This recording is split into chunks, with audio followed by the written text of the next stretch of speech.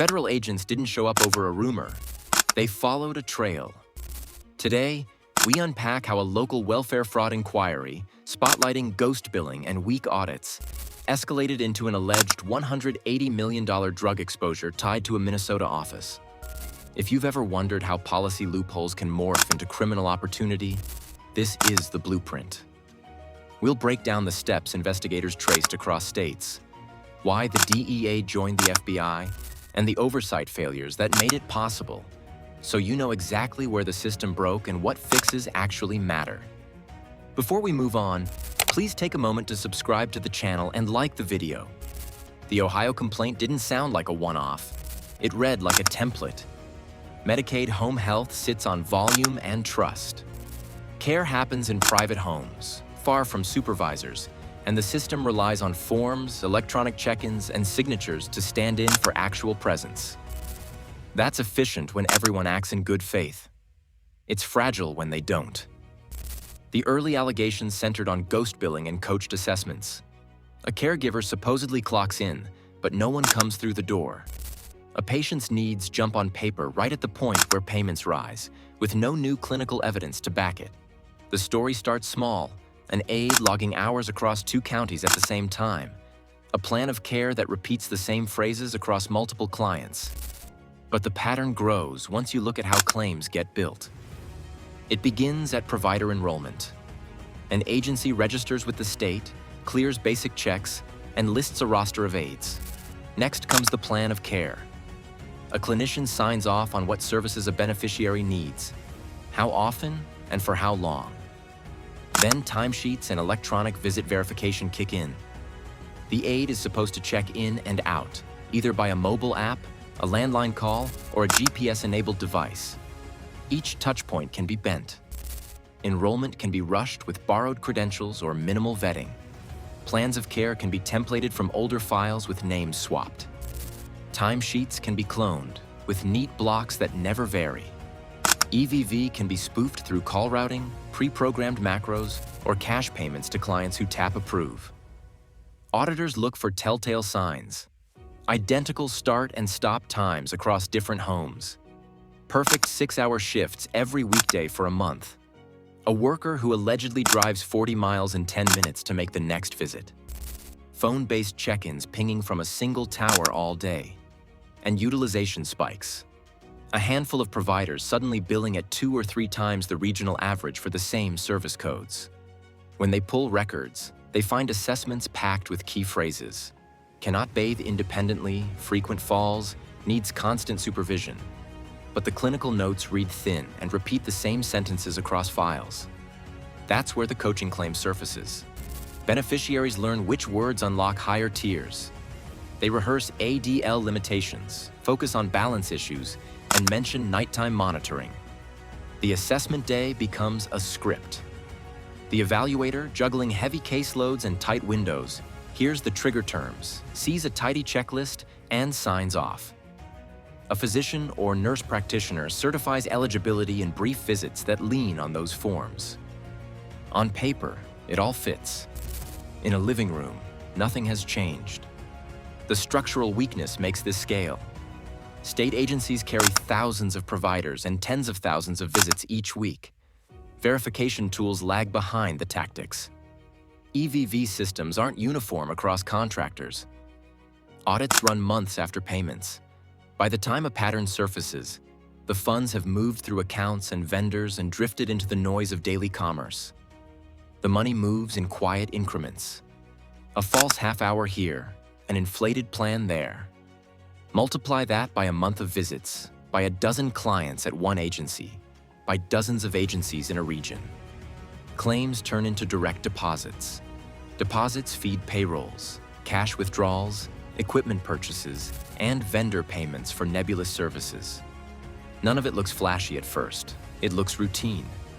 Investigators in Ohio started flagging recurring anomalies around home health waivers. Files came with cloned documentation, identical language, matching typos, same assessment dates lining up across unrelated patients. A small cluster of agencies posted volumes that defied staffing rosters and travel windows. EVV logs stacked improbable time blocks that never deviated. even on holidays or severe weather days. When spot checks occurred, home visits didn't match the billed intensity. Some clients admitted they got fewer hours than listed, or none at all.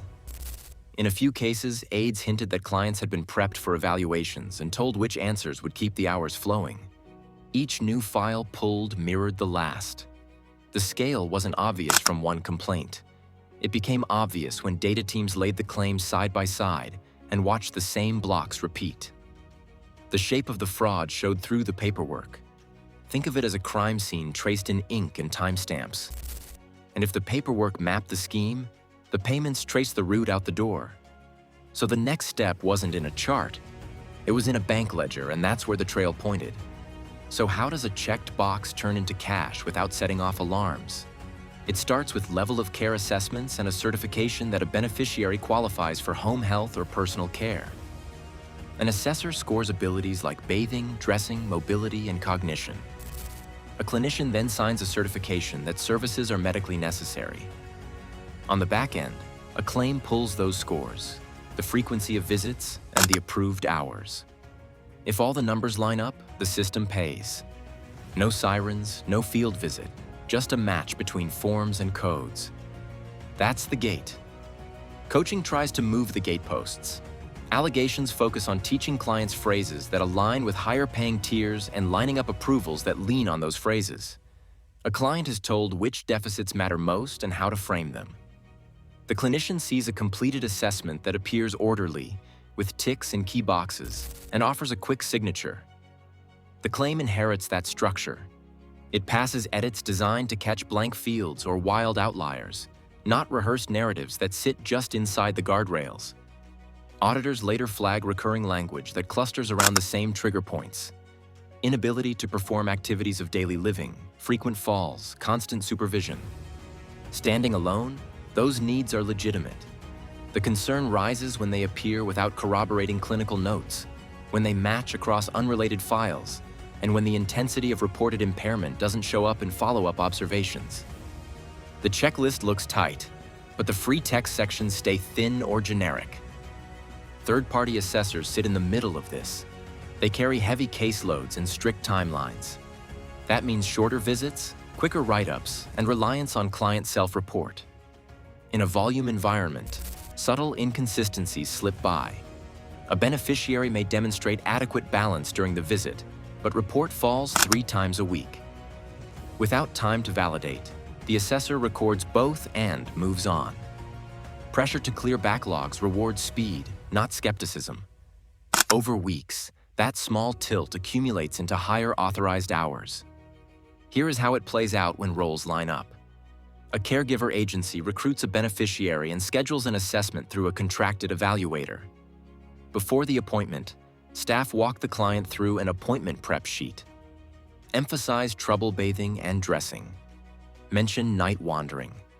Note that stairs are difficult. The referring clinician, already tied to the agency through regular paperwork, receives the assessment pre-filled with the right boxes. The beneficiary's needs, which previously fell below a threshold, now land exactly on the tier that pays more hours. The clinician signs based on the assessment summary and a brief visit where time runs short. The agency submits claims that mirror the new plan, and payouts increase without a visible change in the home. Research has long warned about vulnerabilities in Medicaid personal care services. Oversight bodies have documented improper payments in PCS programs and identified fraud typologies that hinge on self-reported limitations and weak verification. They point to patterns like ghost billing, coached assessments, and templated documentation as repeat offenders in states that rely on paper-heavy approvals and delayed audits. The risk grows when family caregivers participate because the line between informal help and billed services can blur, making it harder to validate what occurred and for how long. Once higher payments begin, funds can flow outward fast. Agencies route money to shell vendors that invoice for training, transportation, or equipment with no clear service footprint. Payroll includes cash labor off the books. Excess draws can move through remittance channels that blend with legitimate family support. The clinic wall is not where the scheme ends. It's where the paperwork stops and the banking starts. So what were the alleged coaching methods in play? Clients practiced scripted ADL limitations and rehearsed narratives about falls, dizziness, and nighttime supervision. Staff coordinated appointment prep so key phrases appeared consistently during assessments. Forms carried templated language that mirrored high reimbursement criteria, creating a clean trail from evaluation to certification to claim. Each step looked plausible on its own, but together they raised the beneficiary's score to a profitable tier. Coaching explains how claims swelled without obvious noise in the data. The next issue is what changed in the money trail that drew federal agents, rather than state auditors, into the room. State auditors can map billing outliers. They can't subpoena banks. The handoff starts there. Anomalies in Ohio claims triggered data pulls across months, then cross-state comparisons. When the same provider IDs and affiliated agencies showed reimbursements well above peers, investigators moved from care plans to cash flows. Subpoenas went to banks for operating accounts, payroll accounts, and any linked entities. What came back showed patterns that didn't match ordinary home care: frequent transfers between related companies, round-dollar wires to vendors with thin corporate records, and cash withdrawals stacked just below reporting thresholds. That ladder goes step by step. First, state program integrity teams flag the billing curve. Next, Medicaid fraud control units pull personnel rosters and ownership filings. Then, federal partners enter with grand jury subpoenas. Bank statements reveal cross-account sweeps on Fridays, followed by weekend ATM activity and wires overseas routed through money service businesses. FinCEN red flags teach investigators to look for burst activity after reimbursements, the use of multiple banks in short windows, and deposits structured to avoid triggers. When those boxes light up, the case moves beyond paperwork disputes. Here's the leap that drew in federal badges. Transfers began tying back to entities operating out of a Minnesota office setting with mixed uses: education programming, social services, and administrative suites. Deposits from Medicaid payors hit one account, then jumped to a consulting vendor that shared a mailing address with a tutoring nonprofit. Funds commingled with retail and logistics companies that did not show a healthcare footprint. Within days, money moved again to suppliers that lacked websites. Invoices showed vague descriptions, and phone numbers cycled through virtual exchange services. That churn is not proof of a drug link by itself, but it overlaps with known laundering typologies.